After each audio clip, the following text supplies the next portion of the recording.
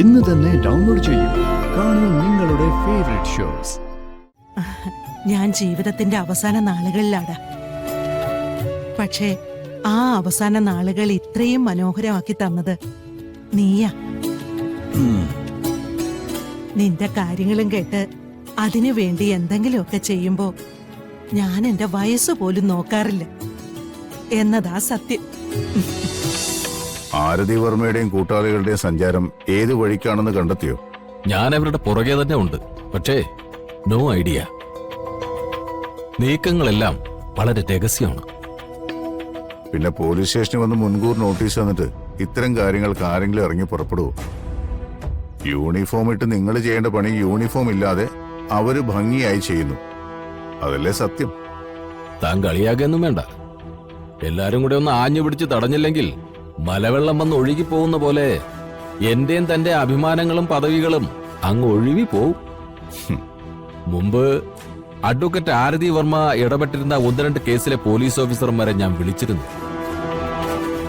മിന്നൽ നീക്കം, അതാണ് അവർ പ്രയോഗിച്ച വാക്ക്.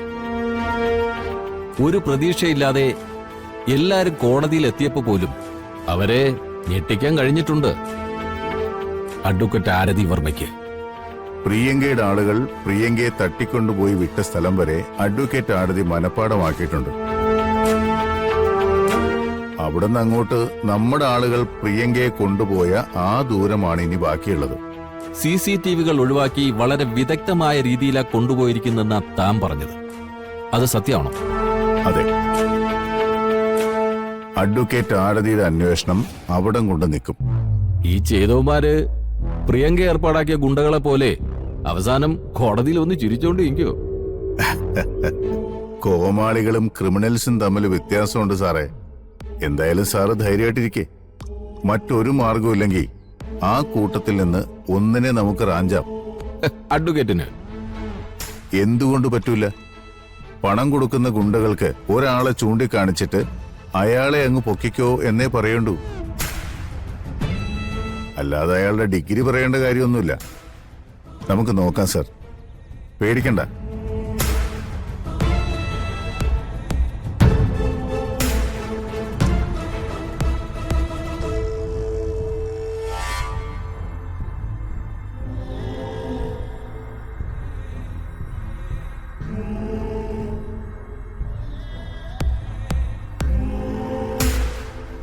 വേഗം മാമാ.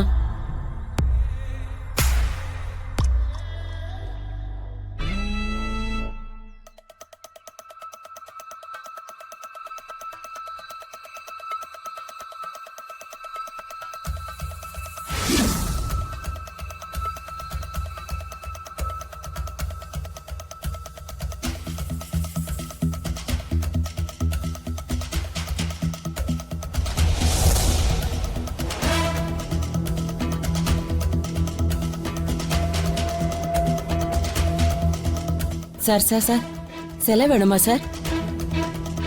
நல்ல சிலை தான் சார்.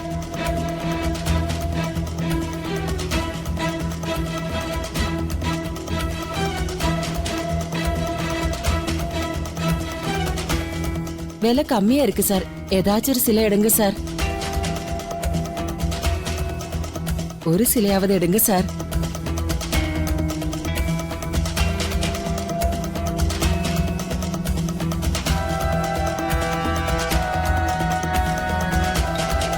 இது கொஞ்சம் பாரு சார்.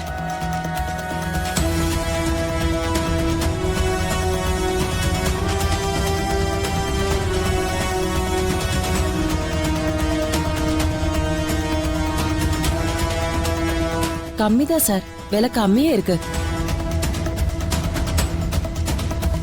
எடுங்க சார். വേണ്ട വേണ്ട.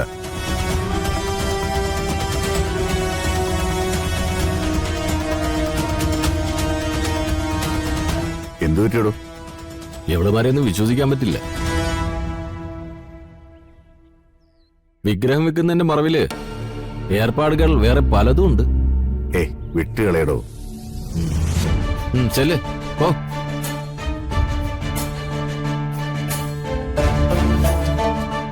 പോവാൻ പറഞ്ഞില്ലേ? വാ മലി, വാമാ, വാ വാ.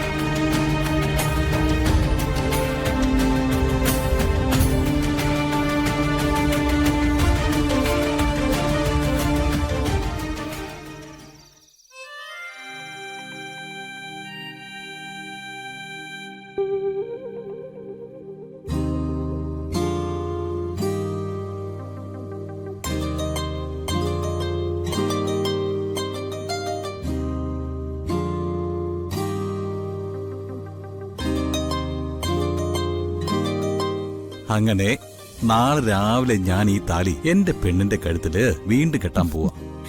ആ മഹാഭാഗ്യവും നിനക്ക് തന്നെയാ. ഒരു പെണ്ണിനെ 2 തവണ വിവാഹം ചെയ്യാൻ. കാത്തിരിക്കണം.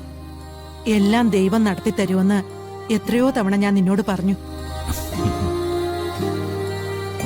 അപ്പോഴൊക്കെ നിനക്ക് ടെൻഷൻ ആയിരുന്നല്ലോ. ആ കാത്തിരിപ്പ് അതിത്തിരി രൂക്ഷമായിരുന്നില്ലേ? അതിനിടയിൽ എത്രയോ സംഭവങ്ങൾ സംഭവിച്ചു. ദൈവം തമ്പുരാൻ എഴുതി തയ്യാറാക്കി വെച്ച കാര്യങ്ങള് നമ്മള് അനുസരിച്ചങ്ങനെ പോകുന്നു. അതാടാ നമ്മുടെയൊക്കെ ജീവിതം.